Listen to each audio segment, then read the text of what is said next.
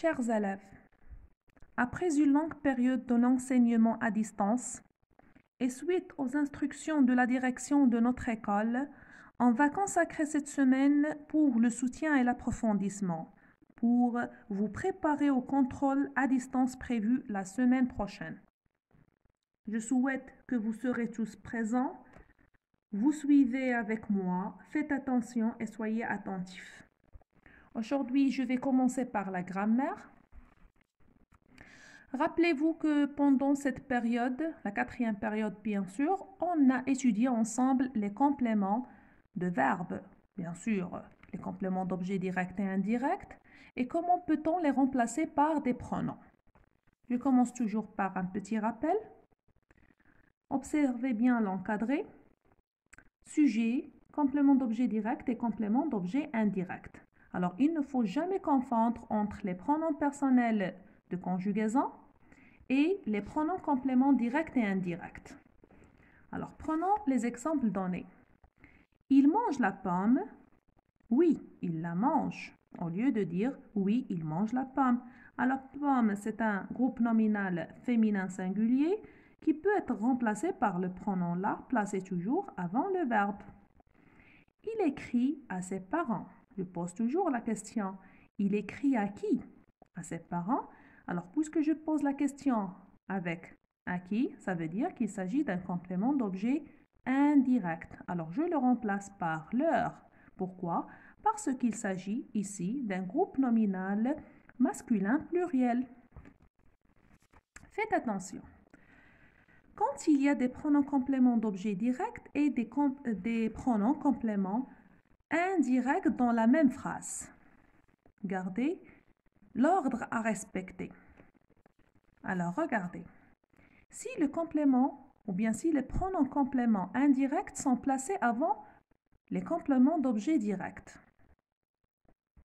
Prenons l'exemple. Pierre me donne son livre. Alors, quelle est la question que je pose ici? Pierre me donne quoi? Alors, Pierre me donne son livre. Ou bien, Pierre donne son livre à moi. Alors, me ici, c'est un pronom complément indirect. Son livre, c'est un complément d'objet direct. Alors, regardez comment je mets la phrase. Pierre me le donne. Ça veut dire ici, le pronom complément indirect est placé avant le pronom complément direct. Alors, si j'ai le complément d'objet direct placé avant le complément d'objet indirect, ici, il n'y a pas de problème. Alors, qu'est-ce que je mets? Je mets toujours le complément d'objet direct ou bien le pronom complément d'objet direct avant le pronom complément indirect. Alors, Pierre donne quoi? Le livre. Le livre, c'est un groupe nominal masculin singulier qu'on doit remplacer par le pronom le. Très bien. À qui? À Marie. Alors ici, Marie, c'est un nom propre. Complément d'objet indirect. Alors, que je dois remplacer par lui. Alors, Pierre le lui donne. Alors, voilà la place. Alors, on a dit que les pronoms compléments directs et les compléments indirects se placent toujours avant le verbe. Sauf dans la phrase impérative, ils se placent après le verbe. Il écrit le rapport. C'est une phrase déclarative. Je vais la mettre ou bien la transformer en phrase impérative. Je donne un ordre. Écris-le. Range-les. Ramasse-les. Ainsi de suite. Faites attention aussi pour le verbe penser. Alors, quand j'ai le verbe penser à, on garde la préposition à et on remplace le complément d'objet indirect par le pronom lui, elle et eux et elle, placé bien sûr après le verbe. Faites attention pour le verbe penser. Pense-t-elle à sa maman? Oui, elle pense à elle. Ici, Sa maman, c'est un groupe nominal féminin singulier. Si par exemple, j'ai un autre exemple, pense-t-il à ses parents? Ses parents, c'est un nom masculin pluriel. Alors je dois le remplacer par eux.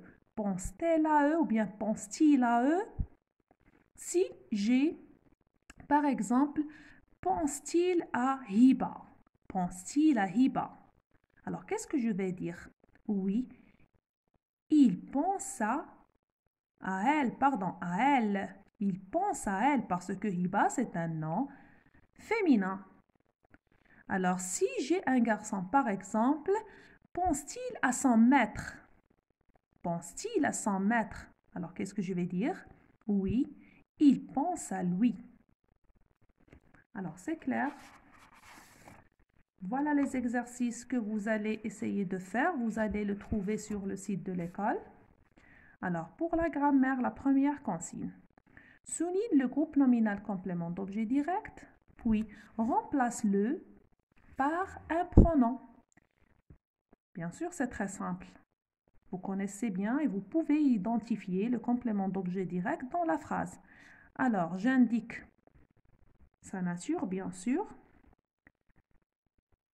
Je vois et je fais attention s'il s'agit d'un nom masculin ou féminin. Oui, je le remplace par le pronom.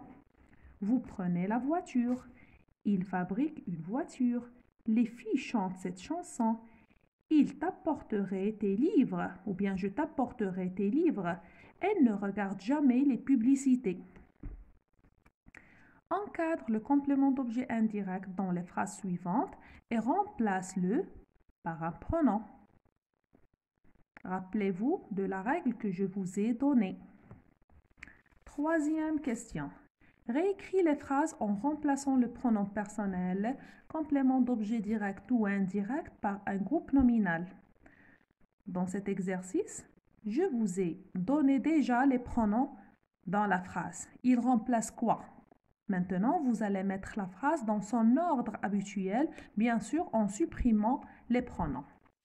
J'espère que vous allez faire le travail sur vos cahiers de recherche et je vais faire avec vous la correction, Inch'Allah. Bonne chance à tous.